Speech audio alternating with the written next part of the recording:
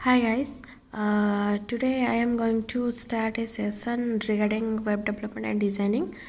In this session, I want to explain you how to design a website, single website, simple website, and normal design. After that, I will tell you the development part. Okay, so I will let you know in the description part the link how to create a file or how to write in the editor and etc. So first of all, you need to know for designing a website, two programming language sorry two designing languages, that is HTML and CSS.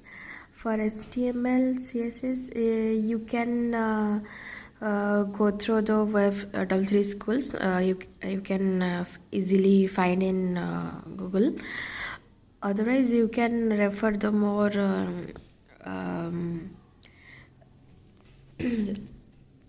available on the YouTube or internet for the websites designing.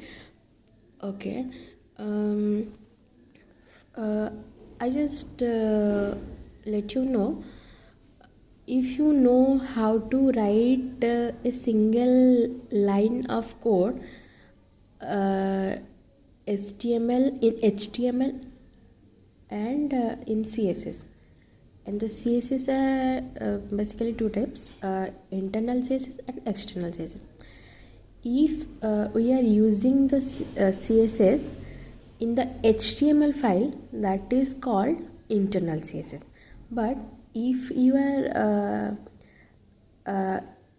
writing some CSS code lines in separate CSS file, then that is called external CSS.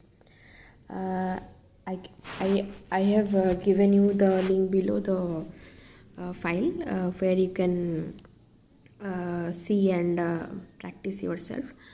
Okay, so you just need to know single thing, input type equal to text, name equal to suppose fname, and placeholder equal to something, enter your name, etc.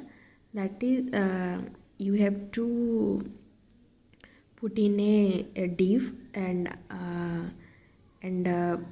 HTML tag start and after the title tag, you can give the title as anything, fast website or anything.